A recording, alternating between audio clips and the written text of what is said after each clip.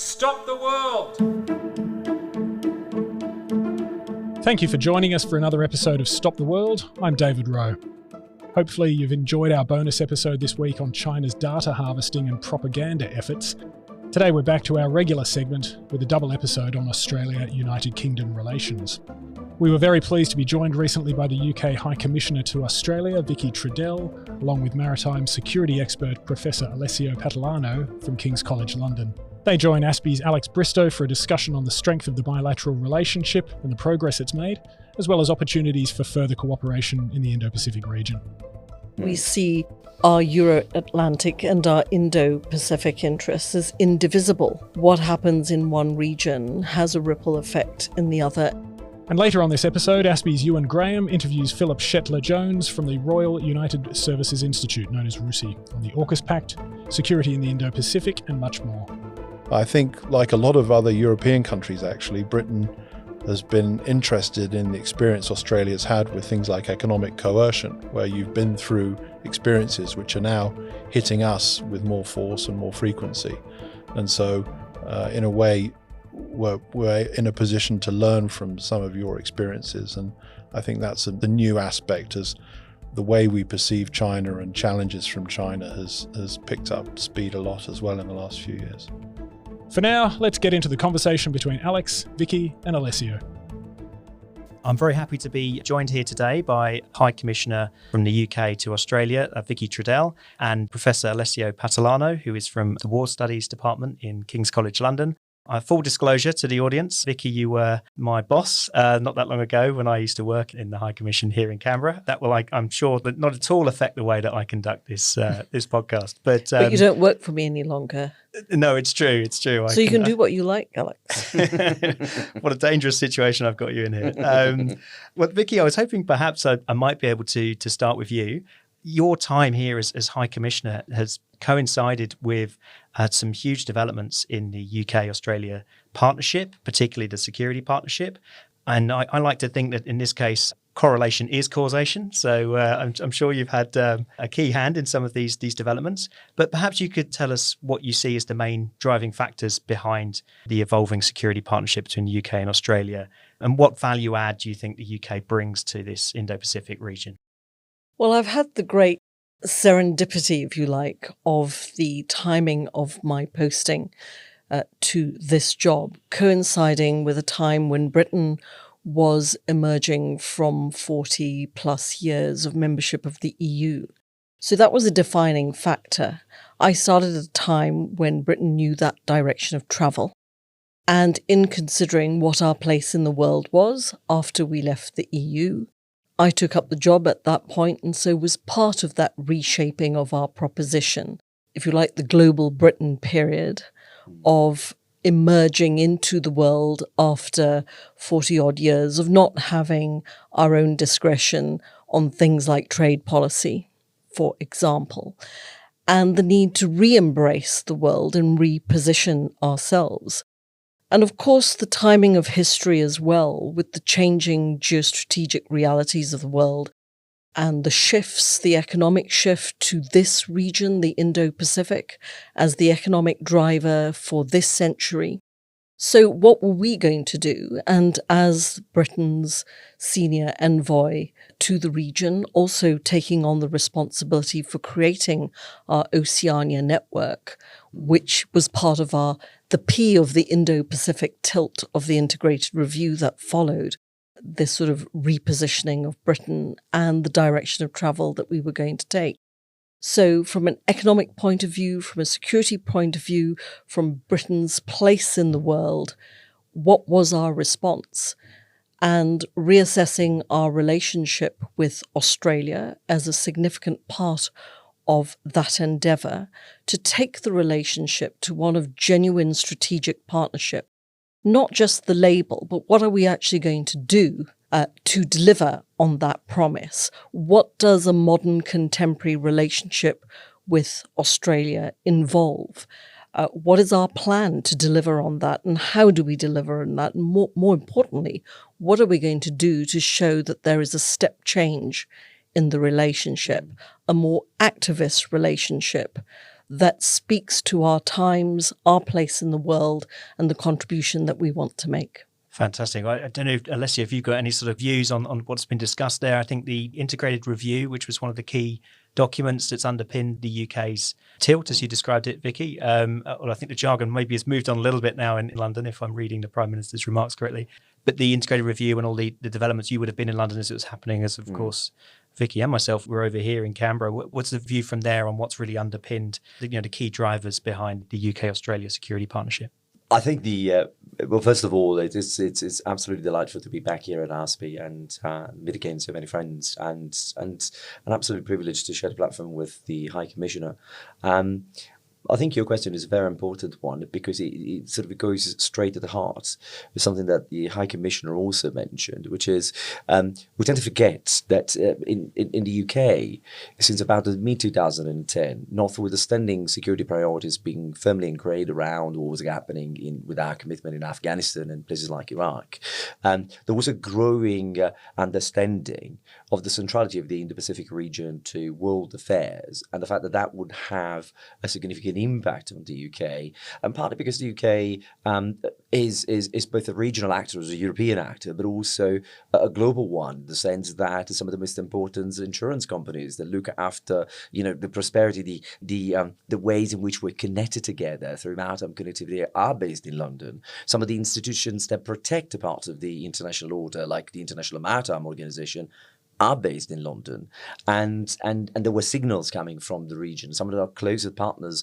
not least Japan, Australia, were started to sort of voice quite consistently that there were challenges to that sort of space, and those challenges were significant because they were state-led and state-centric in many respects. So I think the integrated review in 2021 became the culminating point and the first structured articulation of something that was already bubbling underneath the surface of debates.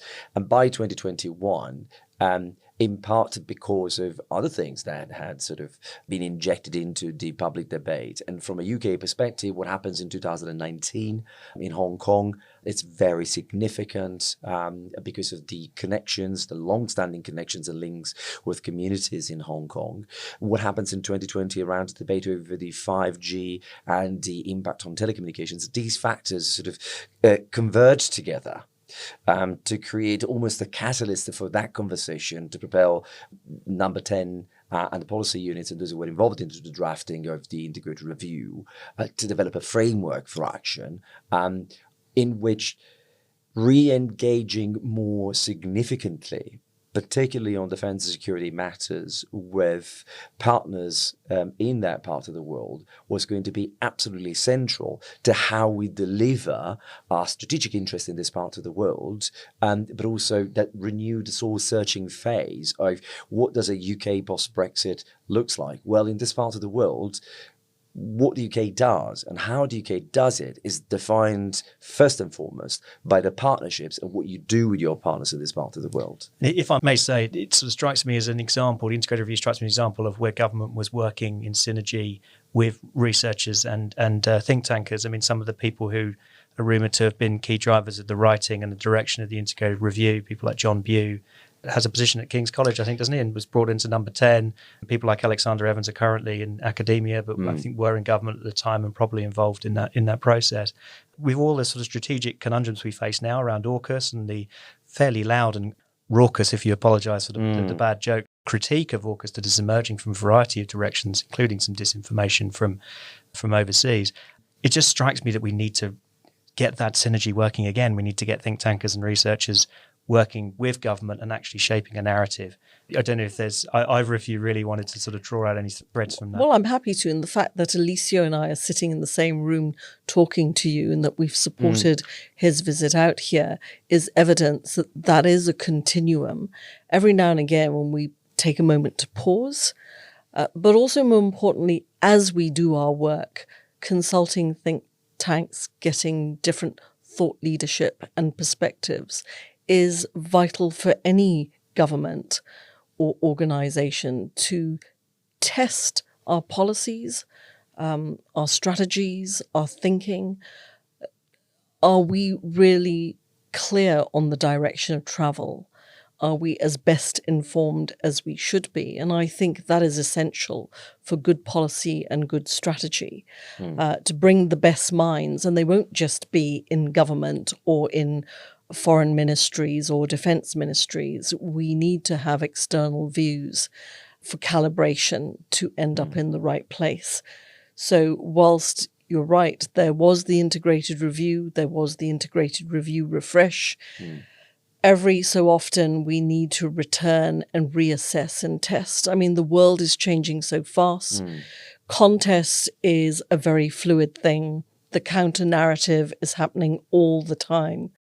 You know, how do we win the arguments? How do we get the narrative out there? Are we losing the global south? These are questions we are asking ourselves now. How is the disinformation playing? And how do we get the truth in a world where there are so many versions of the truth and there are alternative facts? And with digital platforms keeping across the false narratives that are out there is a challenge we all face, whether you are governments or you are institutions or you are think tanks. And, you know, how do we reach a younger generation who do not follow traditional media? How do we find our space to articulate our case on the different social media platforms that exist? So the hearts and minds or the intellectual arguments, we are now working in multiple realities and we have to engage across all fronts. So, first of all, let me clarify a point, just full disclosure. So I'm a co-director of the Centre for Grand Strategy at King's College, which was founded by John and my colleague Maeve Ryan, who's still co-director. And with John, before we went into government, we were working on a number of different platforms. And one of the areas in which we were working together was very much on the Indo-Pacific and the early sort of conversations around the Indo-Pacific. So I should point that out, that I am always relatively biased towards the integrated review and integrated review refresh, partly because I am a like-minded, if you want, academic in that space. But I think there's 2 points perhaps to make here, in addition to what the High Commission just said. Number one, in the UK, we don't have the revolving door system the way you have it in the United States. So John very much is an exception. However, we do have an international-facing cohort of think tanks. And then you have a very robust and a very healthy higher education system with a strong track record on research and teaching. And in a way, it sort of reflects on something that is very similar here in Australia. And so from that perspective, I think thinking about the role of think tanks and academia, I think we can have a multi-layered sort of set of engagements, if you want, to address the different components of what is a complex picture. And by this, I mean, there's a point the High Commission sort of highlighted about testing where you want to take policy. And of course, think tanks are ideally designed for that because they are the bridge by design in their type of research between bigger ideas and practical implementation. And so in the UK, you have a number of think tanks that do that. And because it's a fairly small ecosystem, we all know each other and they're also very connected with academia and universities. So that creates a very good opportunity to have that conversation. So at the one level, I think, developing strategic fluency as a notion, as a how do the sort of big challenges in a world that is changing so fast sort of connect with the reality of having to do policy every day. I think in that space, precisely also because of that similarity between the UK and Australia, I think it's a clear space where I can totally see much more sort of opportunity to collaborate together. But there is also something else that I call sort of a development of a cultural competency that links towards discovery of the future. And that's perhaps where the university ecosystem has also something very unique both in Australia and the UK to contribute to this conversation. And here, for example, we cannot have a conversation about, for say, AUKUS and Pillar 2 and some of the elements about AI, quantum, hypersonics, how they're going to affect the future. Well, you need technical science-based research about how these technologies may or may not affect the environments in which they will be applied. And that is very much a research sort of academia-led type of space, because the times that it takes to develop the research, to analyze the data, it's much longer than the times that think tanks are required to operate in, because it's much more about the here and now and where the next step is. So, and in this sense, the UK and Australia, together with the United States, are taking some important steps. So the Security and Defence Plus network that King's is part of with Arizona State University and UNSW Sydney here in Australia, it's one of those steps, and really is very much about connecting that long-term thinking in terms of the intersection between science, technology and national security, which is something that as liberal open societies in a university context we haven't done for a long time. Certainly since the end of the Cold War, we never really associated in university thinking about science as something that matters to national security as well.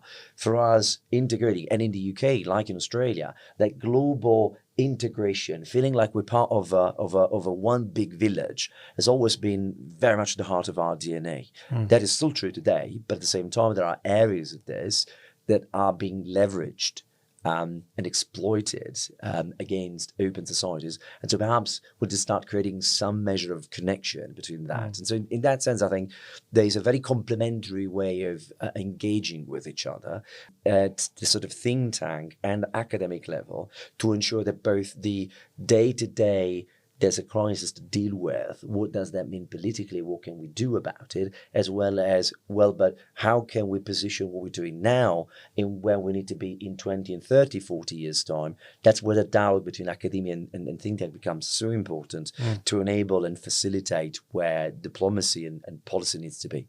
That's a good point. And in finding those spaces where you've got the technical competency in a specific area with that sort of policy head as well. I think think tanks are an area you can do that. I think ASPI does that in areas like cyber and tech and disinformation. Going back to the origins of the Cold War, places like RAND obviously put sort of physicists and policy folk in the same place, very much funded by government in those early days, and they've developed over time. But we should try to move the discussion on to maybe one last question. My question is really around what's the UK's interests in this region, and how useful is it to see European and Indo-Pacific security in some way linked? So there was a bit of an unkind tendency, particularly early on in AUKUS, where people were writing AUKUS with the UK in brackets. I think my colleague Euan Graham wrote a nice piece in the ASPI Strategist saying, well, actually, no, the UK's bringing quite a lot to the table here. But I guess it is a little bit more of a brainer, if you like, for why is the UK so invested in this region's security?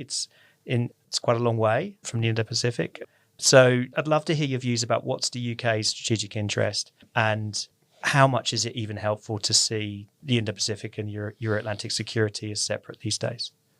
Well, we don't see them as separate. We see our Euro-Atlantic and our Indo-Pacific interests as indivisible. What happens in one region has a ripple effect in the other, and vice versa. In very simple terms, we have huge economic interests in this part of the world. I mean, if you look at British investments across the Indo-Pacific, the number of companies we have operating, a lot of Australians probably do not know that Britain is the second largest investor in this country. And also trade. We are a maritime nation. We are an island nation. The majority of what we need comes from this part of the world. Why are we doing what we're doing?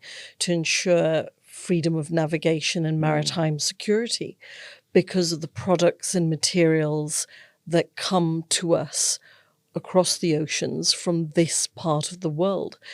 We would not have a car industry without the materials that we need from this part of the world. For example, we need food that we import because we're not fully self-sufficient, and it comes from this part of the world. These are very real interests about our economy, about the health and well-being of our nation. So we take seriously the peace, stability, and prosperity of this region as part of our peace, stability, and prosperity. So playing our part to make sure that the Indo-Pacific is a genuinely free, open, peaceful, stable part of the world, when we're seeing such conflict and contestation around the world, we know that the interests of this region are in our interests too. And we care about the relationships that we have. So in my time here, how do you demonstrate that? Returning our diplomatic presence in force to this part of the world. I've had the great privilege of overseeing the re-establishment of our high commissions in Tonga and Vanuatu, and reopening for the first time in Samoa, here in Australia, restoring a diplomatic presence in Brisbane and in Perth. And before I leave, there will be more to be done as well. So I'll leave that teaser. Well, Adelaide is a serious proposition. I think we're all agreed that we have to open in Adelaide. Yep. I just have to make sure I secure the business case and the resources to do that. This will help. I hope. It will help, but I make no mistake, that is on our radar as a target. Because it comes back to your point, we don't want just to say the words. We're putting our resources where our mouth is. With that increased presence, it's what we do, how we listen to what the region tells us that they need, where they see the challenges, where they see the opportunities, and how we work in partnership. So these are the practical realities, the manifestation of that commitment. We have seen the carrier strike group pass through the region back in 2019-20, 21, that's right. And we will see the carrier strike group returning to the region next year. Meanwhile, we have deployed 2 offshore patrol vessels that provide a permanent, persistent and consistent presence. They are, I think, now entering into their 2nd or 3rd year of initial 5 years. And they will be replaced by other assets to continue that presence. My colleague Euan Graham's written on that as well. Hopes for a Type 31 frigate. Well, we shall see. And we are busy building our next generation ships. And of course, with AUKUS, our next generation nuclear-powered submarine, and bringing Australia into that very special club. That's the optimal pathway of Pillar 1. So when you talk about what Britain is delivering and the contribution we're making, in part, AUKUS is about enabling Australia to have the technology it needs for the future, for the part that Australia will play for the security and defence and deterrence in the Indo-Pacific, and how we also support that with our own assets. And the strengthening of our network is about improving and increasing our diplomacy, whether it's economic diplomacy, defence diplomacy, or what we do on security. Alessio, the last word is yours, I think. It's a hard act to follow. Well, so it's a hard one. First of all, I think this is one of those moments where I start playing with geography, because you could argue that Beijing is closer to London than it is to either DC or Canberra. Yes, I was thinking that as I was talking. Pyongyang is definitely closer to London than it is to Sydney. But it tells us something about perception, because you're absolutely right. We're coming from a perspective where there is a perception here in the United States, and sometimes even in Britain, that the Indo-Pacific is far away. The truth of the matter is that perception applies in all sorts of directions. And as the High Commissioner just sort of pointed out, there's a number of different ways in which, from a national interest perspective, actually the Indo-Pacific is not that far away. But I'll play to that logic and add a couple of things on top of it. And that is, even if you were narrowly looking at your Euro-Atlantic interests, the Indo-Pacific still is very there and is very present, because from the top security issues that we're dealing with in Europe, that Indo-Pacific connection is there. The war in Ukraine, that has absolutely represented a watershed moment for European security, does have a profound Indo-Pacific connection, because North Korea's role and China's role in supporting, and North Koreans' ammunition deliveries to Russia are particularly significant and do play a significant role. South Korea's contribution in terms of delivering ammunition to Ukraine is of no less significance. But I'll tell you more, Javelin missiles that are relatively easy missiles missiles to use, it's because of the microchips in there. And about 2/3 of those microchips, where do they come from? From this part of the world, right? I heard there's a load being imported through the Maldives. How on earth would the Maldives have microchips? But so in that sense, I think there is a direct correlation between strategic interest and a point that you were sort of alluding to earlier on, or in the integrated review refresh is called the Atlantic-Pacific partnerships. The partnerships that we have this part of the world speak to those connections. And so at one level is crises happening in Europe do have links in this, direct links in this part of the world. That creates a strategic interest. But I'll tell you more. We've got challenges that we're facing because of the convergence, as the NATO Secretary General was pointing out just a couple of days ago, about authoritarian regimes showing to become increasingly more converging with each other and sort of coordinating with each other. There are challenges to the fundamental pillars of international order. And the High Commissioner mentioned the maritime order earlier on. I think, from the Baltic, through the Mediterranean, into the Red Sea, down to the South China Sea and the East China Sea, working together, whether it is in a G7 plus format, as has happened over the last couple of years, and a NATO plus context, it is a strategic interest of the UK to work closely with partners such as Australia, Japan, South Korea, to ensure that the fundamental pillars of the connectivity that underwrites the prosperity of open societies remains as such. That's not a European issue. That's not an Indo-Pacific issue.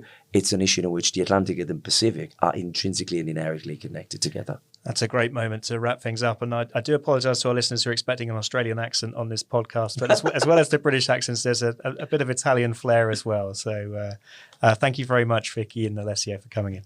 Thank you. Thank you kindly. Up next, Euan and Philip have an AUKUS caucus and get stuck into the significance of UK involvement in the Indo-Pacific region. Hello, I'm Euan Graham. I'm a senior analyst here at the Australian Strategic Policy Institute. You're joining Stop the World, the ASPI podcast. Joining me here today, all the way from the UK and straight off the plane, is Philip Shetler-Jones, who is the Senior Research Fellow for Indo-Pacific Security at RUSI in London. Philip, welcome. Thank you. Thanks for having me. You covered a very interesting and well-timed point of view from the UK-Australia defence relationship with the recent meeting of the AUKMIN 2+2 ministers.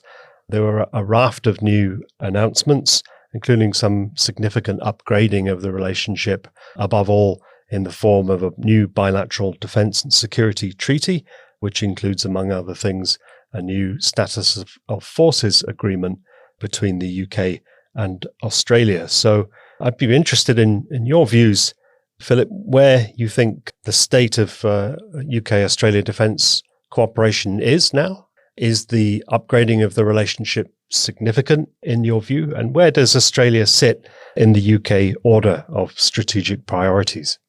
Well, I would go back to, I date the beginning of the idea of the Indo-Pacific tilt quite some time before the time a lot of people point to. I would say it's at least 10 years old. And the early signs of it came about in the relationship with Japan. And then it kind of got more attention through the period of Brexit and global Britain. And in a way, the meaning, the understanding of the motivations behind the tilt was somewhat distorted by Brexit in some ways. We could talk about that. But I think, of course, AUKUS was the big event that brought the Australia-UK relationship to people's attention on the UK end. It was rather overdue to probably have a fresh look at our relationship with Australia. And so I think it's high time now we're getting round to thinking beyond AUKUS a little bit and thinking about the UK-Australia relationship, wrapping around that and what we can do beyond that. The UK and Australia obviously have a lot of history behind them. And in terms of the Australian debate, the UK is ranked high as a strategic partner. There was a very telling reference to UK bilateral defence cooperation in the Defence Strategic Review released last year.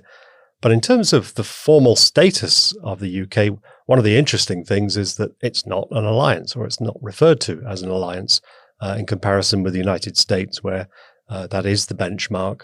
and even New Zealand, which through the same arrangement, ANZUS, is a formal treaty of Australia.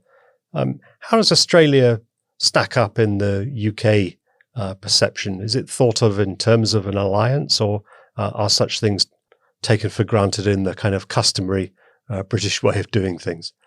I think there is a sense in which the relationship suffers a bit from being taken for granted because of the many cultural and historical ties, family ties as well. So in a way, it's a close relationship that goes a bit under the radar.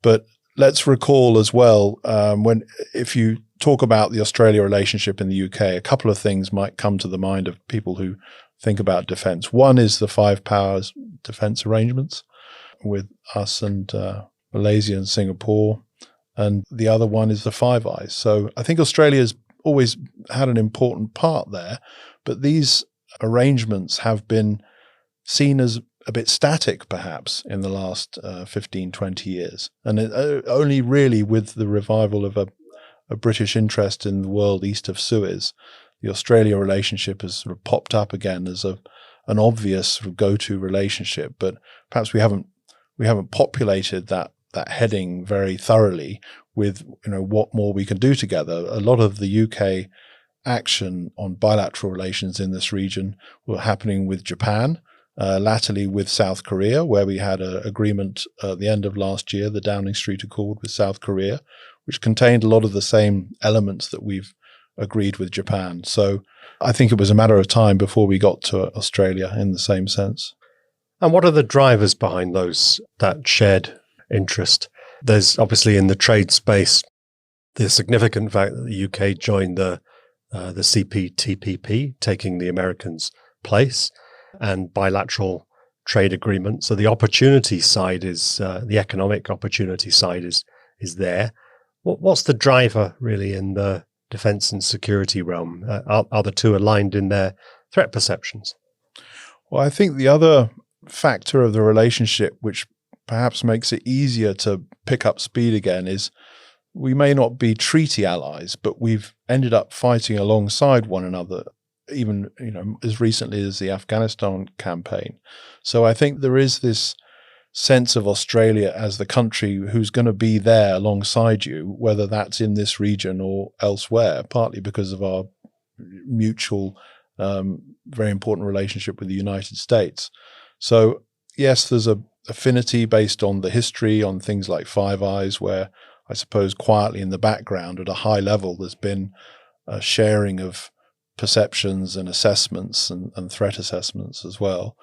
I think, like a lot of other European countries actually, Britain has been interested in the experience Australia's had with things like economic coercion, where you've been through experiences which are now hitting us with more force and more frequency.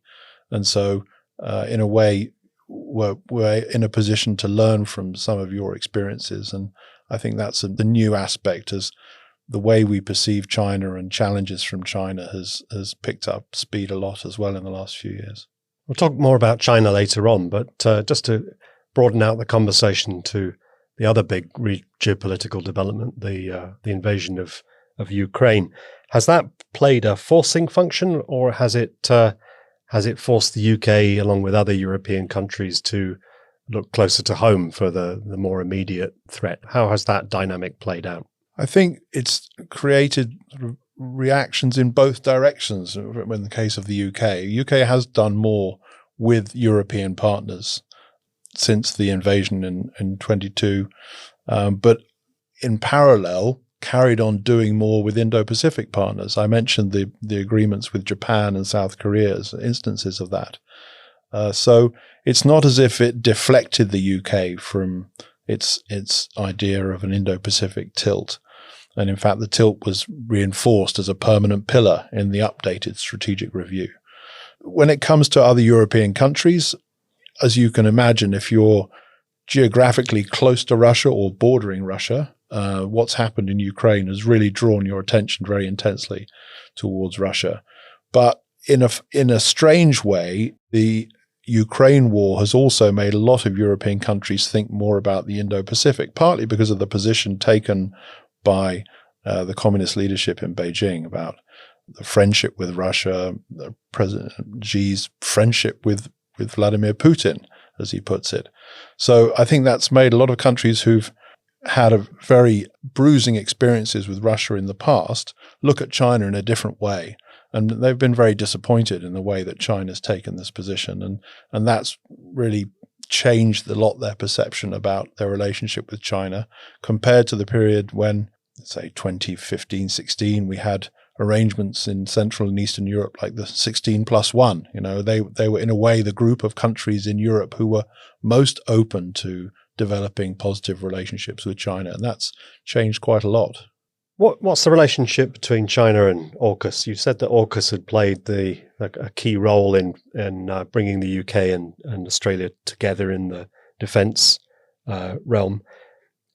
Is AUKUS seen as a strategic partnership, or is it viewed more as a defence capability partnership from the UK perspective? And while we're on the subject of AUKUS, what about public opinion too? Because it's noticeable in Australia, there's been a marked increase in scepticism and criticism of AUKUS, some of which I think is fairly based in evidence, others not.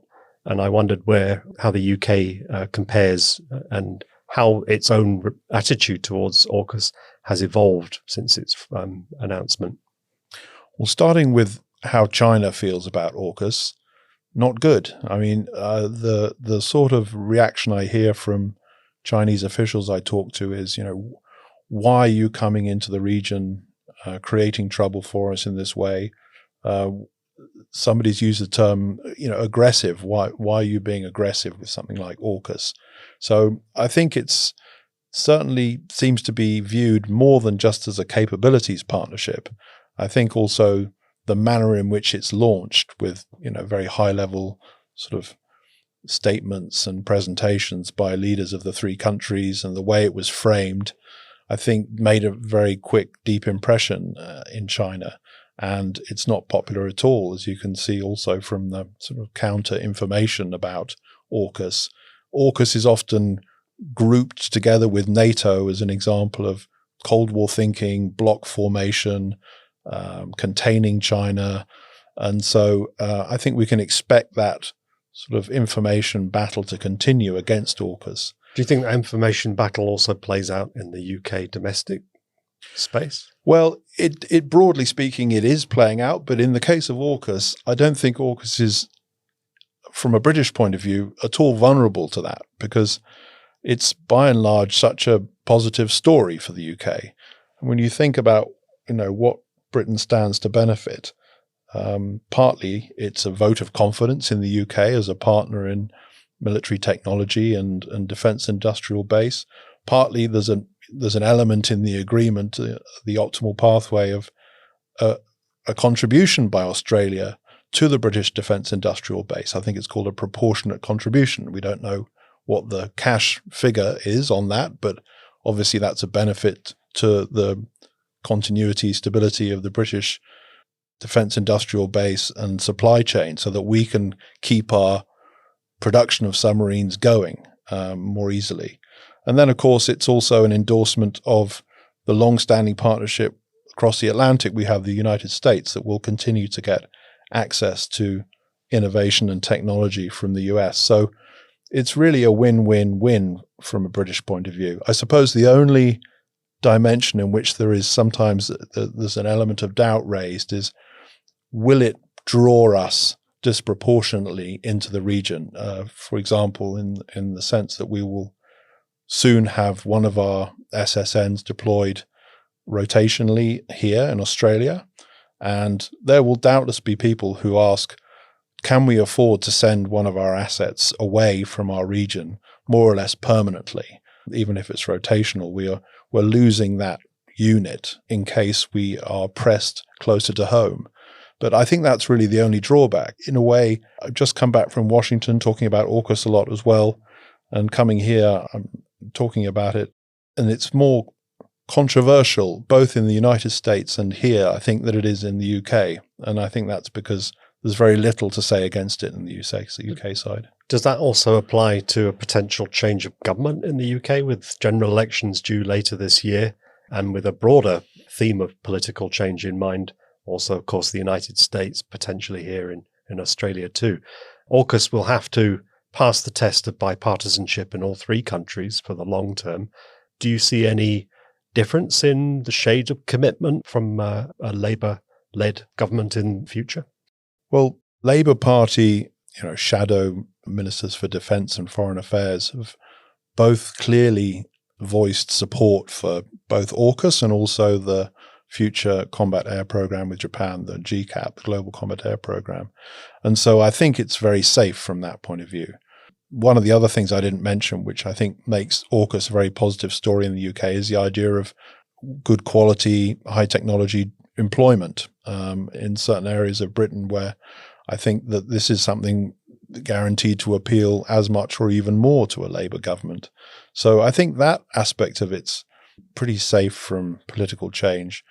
But there is a very clear message from the Labour Party that if they succeed in coming into power, their foreign policy priority is to reconnect with Europe and reconnect with the European Union. And so I think it is reasonable to look at that and think, well, will that necessarily require a concentration of our resources on the European theatre at the expense of some of the activities that we've been doing in the Indo-Pacific in recent years? So I'm thinking about the scale and the frequency of exercises that we've been able to join. These things are costly in a way, and whatever you spend doing them out here, I suppose, has to come at the expense of what you might do around Europe. And some of this will also have to be assessed in the context of the way the war in Ukraine and the way that the Russian position develops as well. Not to mention the other election happening in the United States and whether or not that leads to some rebalancing of US presence in European security as well.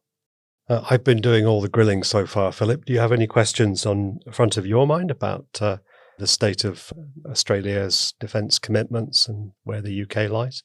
Well, that would be my question, really, almost the same one you put to me. I mean, where would you identify the priorities from the Australian point of view in sort of rebooting or relaunching our relationship bilaterally? Well, I think the political gulf between the government's understanding of the UK-Australia defence relationship and the public understanding is potentially a problem. I think that gets back to your point about the two countries often taking each other for granted because they're so familiar, but that familiarity can deceive sometimes. So I think that on the back of the upgrading to a new treaty, it's worth asking that question in the Australian debate, something that we'll be doing here at ASPI. To what extent is the UK now an ally of Australia? I think that's a good way to distill it down to a single question. I think there's still a fair bit of skepticism about the UK's long-term commitment, particularly on the back of a weakened economy. There's nothing new in that. I think the UK has outperformed expectations in the defence elements of the tilt, but it's never really been taken seriously as a factor that can change the balance. Even with AUKUS, I think there's a lot of skepticism about that within the commentariat. I don't think that's an existential threat to the defence relationship or AUKUS, but there's a dissonance there between the high level of government-to-government activity and the fact that there's just a lot of skepticism and doubt about whether the UK's in it for the long run. Plus, I think, there is a cultural element to focus on the US alliance and to look at the UK somehow as, through the rear view mirror of historical associations. I don't think Australia feels comfortable with the UK necessarily as occupying a central place in its defence and security or its national identity, because it's on another journey, a journey that looks more towards this region. Is that going back to parts of the national sort of story like Gallipoli, Singapore, the withdrawal from east of Suez? Are these the kind of historical factors that play in people's mind, either consciously or otherwise, in Australia when they come to think of the staying power of Britain? Definitely, it's still there. You do hear references to 1942 and east of Suez, and I think there's an understandable skepticism about the economic outlook for the UK, but it does go through a cultural lens, which in some sense is plays down the UK's potential. I think AUKUS is an interesting challenge to that, because for those who are looking elsewhere in the region, I think that was, well, if we wind the clock back, say, to 2015, 2016, everyone was focused on France as the European Australian partner of choice with the submarine build, and how quickly that flipped. But I think the UK also has to step up and tell its own story more effectively and more actively, and can't just rely on the fact that it has an assumption of a close relationship, because this will have to be bonded at a much deeper level than just government to government 2+2 agreements every other year. It'll be something that will require the workforces of two countries to have significant mobility between them, and all of the other parts that come with AUKUS, not of course just the submarines, but the Pillar 2 agenda of technological cooperation. I think one thing, just final point, where I think Australia often fails to realize the value of the triangular relationship that AUKUS represents. The US alliance is irreplaceable. That remains the bedrock of Australian defence and security. The UK has been a very useful form of leverage to bid up Australia's importance to the US in terms of access to technology.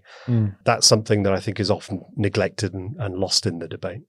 I wonder if you've heard the same sort of gossip as I have about the sequence of the origins of AUKUS. The version that I've heard repeated once or twice is that it came initially from a conversation between Australian and UK naval leadership, and then they took it to their American counterparts. Is the sort of origin story of AUKUS still somewhat unclear, or is that something like the story that people accept? I've heard both versions. I can't say definitively where the Australian lead interests lay, but it would make sense that the naval-to-naval relationship was close. If not a starting point, it was certainly a very early on part of the conversation, because the culture of the two navies is particularly close. You often hear British accents here of those who've come across and joined the Royal Australian Navy.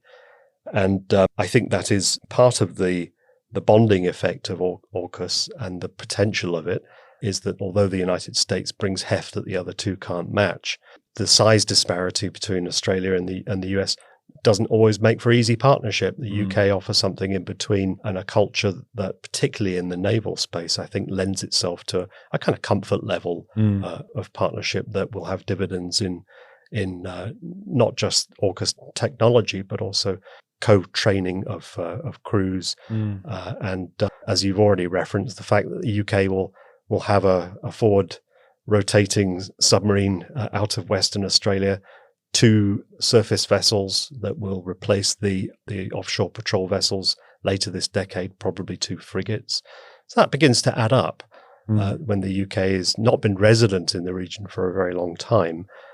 And then there will be the periodic expeditionary deployments of the amphibious group and the carrier strike group. That helps paint the picture that the UK this isn't just a paper partnership, but it's something that is driven by tangible presence. Yeah, I think that's one element of the AUKUS arrangement, which will be interesting to watch, is when we have more and more civilians as well coming and taking part in the exchange as part of the creation of the Australian capacity for handling all the aspects of submarine maintenance and care and construction. And you'll have more and more exchange of people, families, moving back and forth. So that will come out. But I wanted to go back just to one other point that occurs to me about the change that will happen if we have a change of government in the UK and they do orientate to a closer relationship with the European Union and European partners. I mean, in a way, it could close the circle with, as you mentioned it, with the French relationship, because I think that the way that the agreement switched from the French arrangement to AUKUS was still somewhat traumatic from the European perspective. And I think it fed into the skepticism about Britain as a partner in the Brexit period. Whereas I think, that's to some extent blown over with France from the Australian point of view, perhaps. But if there is a rapprochement as well between London and Brussels, that actually may lead to new opportunities for better UK-EU cooperation with Australia as well. And so I think that could be one to watch in case we do see that change, and it may actually create new opportunities for EU-Australia cooperation as well. I'd agree with that, and that gets to the skepticism about the size of the UK contribution. I think ultimately here the interest is in having as broader European participation as possible, whether that's with wearing an EU hat or a NATO hat or an ad hoc minilateral hat, doesn't really matter. I think the point is that it's not a competition to be here at the expense of another European country. It's really about making sure that the UK presence is as coordinated as possible, especially with France, because it's the only one with the expeditionary capabilities that match those of the UK. But we're also seeing German ships coming out more frequently, German aircraft. The Italians were here recently. And I think the point from the demand signal in this region is that what people want to see is that being stitched together in the form of a coalition that works together, not one that is trying to beat the other one to have pride of place. Philip, you've been very generous with your time. Among that people-to-people cooperation, let's include the work of think tanks such as ours to continue working together on these subjects in future and continuing the conversation. Thank you, Philip Shetler-Jones. Thank you very much. That's all we have time for this week on Stop the World. Thanks for listening. If you have any feedback on the new podcast, we'd love to hear it via podcast@aspi.org.au. That's all from me, folks. Until next time.